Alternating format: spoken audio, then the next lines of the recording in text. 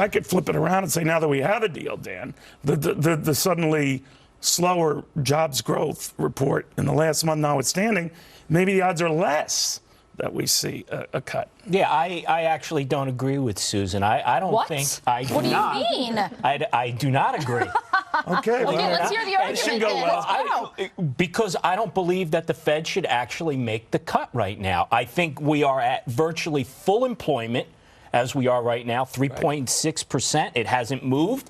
And we have really no inflation. So why should the Fed go into their quiver and pull out that arrow right now? That's I don't the think Fed should be anticipating what's happening in the markets in anticipation Not only you asked for it. the market movement. Wow, what about there was no job growth? I mean, did you see how many jobs were added to that jobs report? 75,000 jobs were added, Which was and that's going to be way less revised than what up. they had anticipated. Forget expectation. No. I think that it wasn't as bad a job report as people think that it was. So retail went down, but you would anticipate that right So now. no reason for the Fed to cut. I don't think so. Heath, you disagree strongly. I completely disagree because this is what drives consumer spending. I mean, when you have a cut like this, you know, first of all, I mean, this goes back to the president's whole political strategy of, you know, imposing these tariffs, the boy that cries wolf, you know, that wasn't going to have an impact. We knew that people that follow consumer spending knew that it was going to end up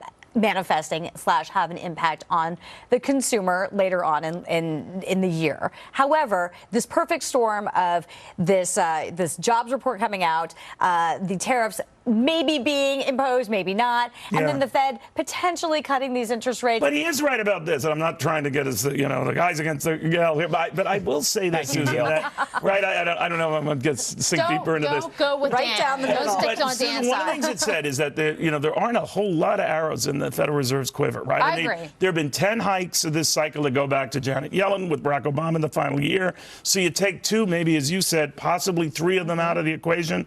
You don't have a lot of wiggle room there. No, and save it for when you really should do something. Yeah, so back in the 1990s, I think it was 6% interest rates we were looking at when they started their rate cutting cycle. Right. We're at 2.25%, 2.5%. Right. Not a lot of ammo and dry powder. So that's all that poor Dan was trying to say. Oh, come on. Don't stand up for him, Neil. There should be a fair playing field. But look, it's a deflationary environment as well. No inflation. And deflation is just as bad as high inflation, by the way. And also, don't forget the inversion in the yield curve. Think of the run for safety right now. If things are so great, why are people putting money with the German government and paying them to hold their money stable? Well, Heath, let me. This actually, I told you what Nancy Pelosi had to say, folks. But this was something the president had said before Nancy Pelosi released her statement. Nervous Nancy Pelosi of the Democratic House are getting nothing done, Heath.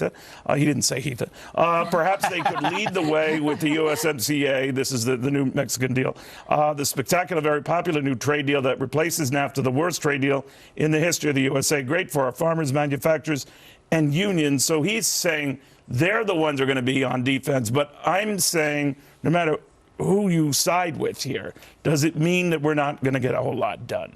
With specifically anything, what just transpired in the last 48 hours? I'm not going to say that they're not going to get a lot done. I mean, clearly Mexico came to the table and said, listen, we're going to go ahead and, come to terms with or come meet the president. I don't think the Democrats and a lot of Republicans thought this would work and that this strategy would pay off.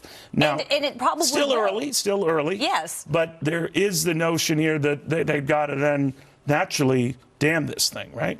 They've got to criticize it. Look, I think now the Mexican deal is in place. I think the president really needs to turn his attention where it should be, and that's with China.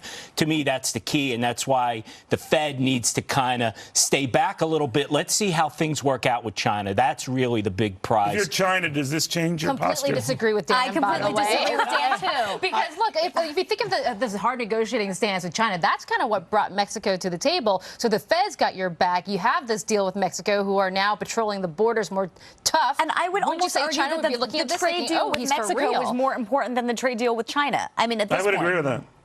I was very worried about Corona prices going. Okay, and I was worried about the avocados. I know. But you know what's interesting? If you're China then, and you've worked in that region, do they respond to that? Do they say, well, boy, we are on defense here. The United States seems to become a position of strength. Their central bank has all but said, we got your back. Yeah.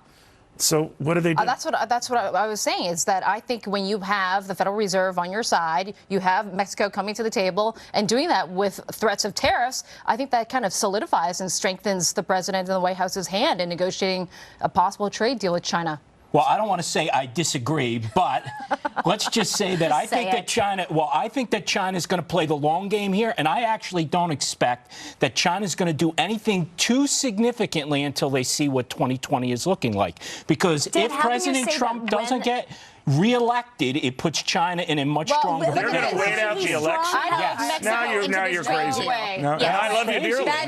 Neil, what are you doing? What happened with Mexico? There's no way that China won't be able to somehow come to the table with their own sort of negotiating tactics and basically so you don't think meet you the think president where he they wants got to to be do met something at. soon? That's what you're They saying. have to. I mean, Mexico just did that. Then you're saying they could just wait it out. They could wait it out. I think that's a possibility. Neil, now I know how you feel being so unpopular. You tell me. What do you mean? Now at 2, Janet. Last word, they need to find 21 million jobs for every graduate that comes out of China. How do you do that? With a stronger economy, and right now their economy is slowing down. Yeah, but those numbers are still pretty good, right? What, 6.5%, down from 10 a few years ago? 6.5%. We would die for something like that. It's an emerging if they're telling the truth. They're still developing. Right. Half of the population is under the poverty line. All right, you should be a little nicer to Dan. You really should. Yeah. Well, I bought him a croissant the other day. Everyone's talking about it. This is